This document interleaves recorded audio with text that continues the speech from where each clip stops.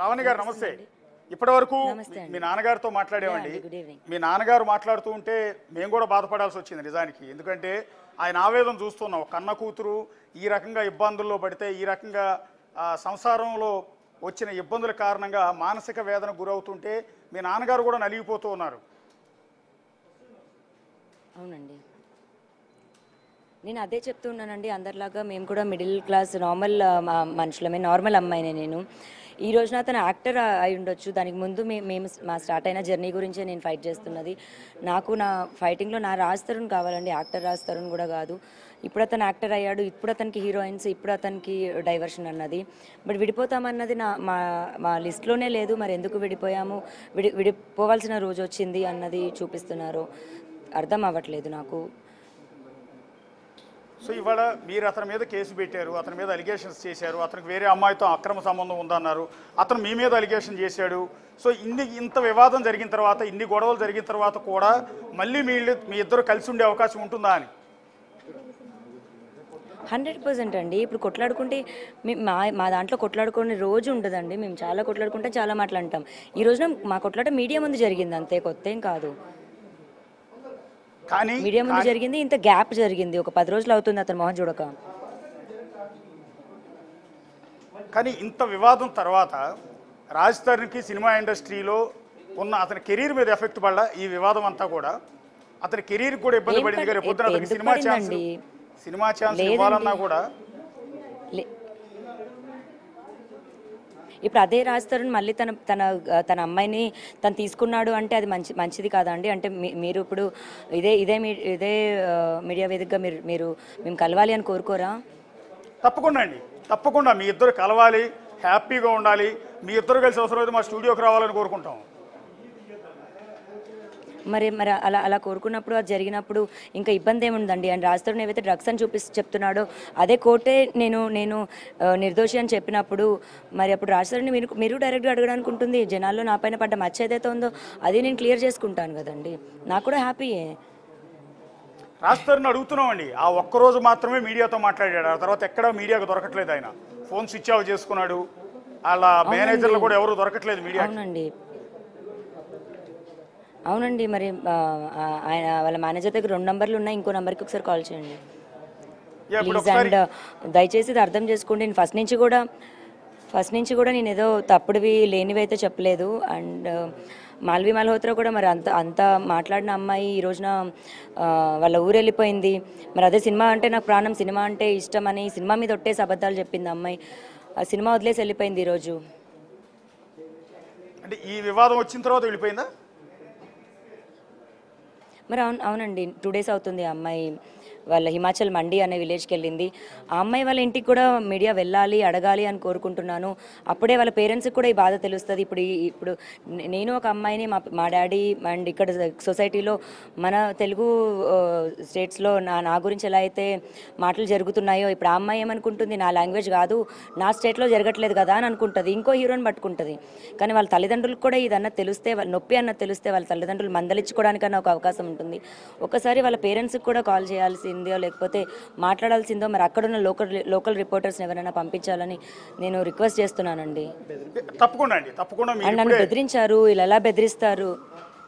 And Raj Tarun అనే అబ్బాయికి ఇంకొక అమ్మాయి ఉందని తెలిసి మాల్వి వాళ్ళ ఫాదర్ అలా ఎలా అడుగుతారు, నువ్వు లావణ్యను వదిలేస్తే మేము పెళ్లి చేస్తామని వాళ్ళ ఫాదర్ ఎలా మాటిస్తారు? అండ్ రాజ్ తరుణ్ మరి ఇంకొక అమ్మాయితో ఉన్నాడు అని తెలిసినప్పుడు వాళ్ళ ఇంటి అల్లుడిని, పండగకు వచ్చిన ఇంటి అల్లుడిని పడుకోబెట్టుకున్నట్టు ఇంకో బెడ్రూమ్లో పడుకోండి అమ్మ మీ ఇద్దరిని అని పంపించడం ఏంటి? ఇవన్నీ కూడా చేయడం, వాళ్ళ ఫాదర్ని కూడా క్వశ్చన్ అడిగితే వాళ్ళ ఫాదర్ ఏం చెప్తారో కూడా తెలుస్తుంది కదండి. అంటే ఇక్కడ లావణ్య గారు చాలా మంది నుంచి వస్తున్న ఒక డౌట్ ఏంటంటే, మిమ్మల్ని అడగచ్చో లేదో కొంత ఇబ్బందికరంగా ఉంటుంది మీకు. ఇప్పుడు ఆమె అప్కమింగ్ హీరోయిన్ అండి, అప్కమింగ్ హీరోయిన్. ఆవిడ అవకాశం వస్తే రేపొద్దున ఆవిడకున్న ఫిగర్కి బాలీవుడ్లో కూడా ఆవిడకి ఛాన్సెస్ వస్తాయండి. ఏరి కోరి తెలుగులో ఉన్న రాజ్ తరుణ్ లాంటి ఈ హీరో వెంటే పడాల్సిన అవసరం ఉందా? ఆవిడ పడాలి అనుకుంటూ బోల్డంతమంది హీరోలు ఉన్నారు. పోనీ రాజ్ తరుణ్ దగ్గర ఏమైనా 100 కోట్ల డబ్బు ఉందా? పోనీ తెలుగులో ఏమైనా తోపు హీరోనా? అది కూడా కాదు కదా. ఏ కారణంతో ఇతను వెంట పడుతుంది అనుకుంటున్నారు మీరు? ఇదంతా మీ అపోహ అయి ఉండొచ్చు కదా. సరే, మీరు అడిగిన దానికి నేను చెప్తాను. అవునండి, మీరు అడిగిన దానికి నేను చెప్తాను. ఆ అమ్మాయి బాలీవుడ్లో అవకాశం రావడం కాదండి, బాలీవుడ్ నుంచే ఇక్కడికి వచ్చింది ఆ అమ్మాయి. బాలీవుడ్లో ఆ 24 కిసెస్ ఏదో డిగ్రేడ్ సినిమాలు ఉంటాయి కదండి, ఆ సినిమాలు ఏవో 1, 2 చేసింది. ఆవిడకి తెలుగులో ఇది చాలా మంచి అవకాశం అండి. ఆ, అంటే ఇప్పుడు మా గొడవలు అయ్యాయి కదా అని నేను ఏదో చెప్పడం కాదు, అలాంటి సినిమాలు చేసిన ఒక అమ్మాయికి తెలుగులో ఇది చాలా మంచి అవకాశం.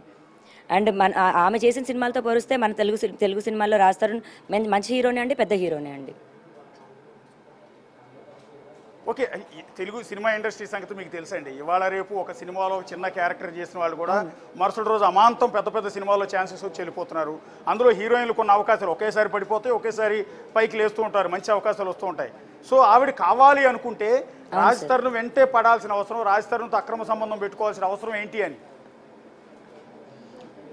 అంటే అక్రమ సంబంధం కాదండి, అది పెళ్లి చేసుకోవాలని అనుకుంది, లైఫ్ మరి సెటిల్ చేసుకోవాలనుకుందో లేకపోతే ఏమనుకుందో ఇంకా ఆవిడకి తెలియాలండి. అండ్ ఆవిడ లైఫ్ అయిపోయిందండి, చాలా చిన్న వయసులో ఆవిడ చాలా సీన్స్ చేసేసింది. ఒక అబ్బాయి పైన ఇల్లీగల్ కేసు అలాగే పెట్టి, అంటే తప్పుడు కేసు పెట్టి 4.5 సంవత్సరాలు ఆ అబ్బాయిని జైల్లో ఉంచింది. ఆ అమ్మాయి ఈగో అండ్ మొండితనం ఎంత హైకి వెళ్తుందంటే, మరి ఎందుకు ఆ కేసు తీసుకోవట్లేదు నువ్వు వెనక్కి అంటే, ఆ కేసు నేను వెనక్కి తీసుకుంటే నేను తప్పుడు దాన్ని లేదా నేను అబద్ధం చెప్పానని ప్రూవ్ అయిపోద్ది కదా అన్న ఒక దాంట్లోని 4.5 సంవత్సరాలు ఒక అబ్బాయిని ఇంకా హింసిస్తూ ఒక కుటుంబానికి దూరం చేసింది, ఒక కొడుకుని. అండ్ వేసిన శిక్ష కూడా అండి హ్యాంగ్ టు డెత్. ఇది ఈవిడ కనిందా అండి, వీళ్ళ మమ్మీ కన్నారా ఆవిడ్ని, ఆ యోగేష్ అనే అబ్బాయిని హ్యాంగ్ టు డెత్ అని శిక్ష ఇప్పించడం ఏంటండి? 40 లక్షలు అప్పు చేసి యోగేష్ అనే అబ్బాయికి యాంటీగా శిక్ష పడాలని ఫైట్ చేసిందండి. వీటన్నిటికి ఆధారాలు ఉన్నాయి నా దగ్గర. సో అంత ఈగోయిస్టిక్ అనే ఒక ఉమెన్, అలాంటి అమ్మాయితో నా రాజు సుఖంగా ఉంటాడు, నా రాజు సేఫ్టీగా ఉంటాడు అని అయితే నేను అనుకోను. అలాంటి అమ్మాయి కాకుండా ఇంకే అమ్మాయి అయినా సరే ఇలాంటి పొజిషన్లో ఉంటే నేను వదిలేసాను, వెళ్ళిపోయేదాన్ని. ఆ అమ్మాయి నాకే ఛాలెంజ్ చేసింది, రాజుని నన్ను విడగొడతానని, అలాగే విడగొట్టింది. నన్ను జైలుకి పంపిస్తాననింది, అలాగే జైలుకి పంపించింది. ఆవిడది చాలా క్రిమినల్ మైండ్ అండి. అండ్ ఇంతకంటే నేనేం చెప్పలేను. వీటన్నిటికీ నా దగ్గర ఆధారాలు ఉన్నాయి. నేను ఈ రోజున బయటకు వచ్చి మాట్లాడుతున్నాను. కొంచెం మీరు నన్ను నమ్మాలని నేను కోరుకోవట్లేదు, నమ్మకపోయినా పర్లేదు. నమ్మి నన్ను సపోర్ట్ చేస్తే, నాకు ఒక అవకాశం ఇస్తే నేను వీటన్నిటికీ ప్రూవ్ చేస్తానండి. అపోహలో ఉండడానికి నేను ఇప్పుడు 1 సంవత్సరం ఉండేసి బయటికి రాలేదు, 10 సంవత్సరాలు ఉండి నేను అన్నీ భరించి ఇంకా తట్టుకోలేక బయటకు వచ్చాను. నేను స్టేషన్కి వెళ్ళాలండి, నాకు టైం అవుతుంది, వెళ్తున్నానండి. ప్లీజ్ ఒక్కొక్క నిమిషం లావణ్య గారు, చివరిగా ఒక ప్రశ్న. లావణ్య గారు, ఇప్పుడు ఇంత ధైర్యంగా మీరు ఫైట్ చేస్తున్నారు, మీరు ఇంత ధైర్యంగా ఫైట్ చేస్తున్నారు, పోలీస్ స్టేషన్ చుట్టూ తిరుగుతున్నారు, ఇంత కష్టపడుతున్న మీరు ఇవాళ ఆత్మహత్యాయత్నం చేసి నేను చచ్చిపోవాలి అన్న ఆలోచన ఎందుకు? మీరు ఇంత ధైర్యంగా ఫైట్ చేస్తున్న మీరు ఆ ప్రయత్నం చేయటం మాత్రం కొంత కరెక్ట్ అనిపించట్లేదు కదా? ఏవండి, ఇప్పుడు నాకు ఒక 1% కూడా సరే మేము ఉన్నామని నోటు మాటలో కూడా లేదండి. ఫైనాన్షియల్గా, ఎమోషనల్గా నేను అంతా బ్రోక్ అయిపోయి ఉన్నాను. కొన్ని దాంట్లో కూడా నేను ఎవరినేమీ హెల్ప్ అడగట్లేదు. ఏదో నేను సర్దుకొని బతుకుతున్నాను. ఒక మాట రూపంలో సరే ఏం కాదు అని కూడా లేకుండా నా మీద అంతా నిందలు, నా మీద అంతా మనుషులే పడుతున్నారు.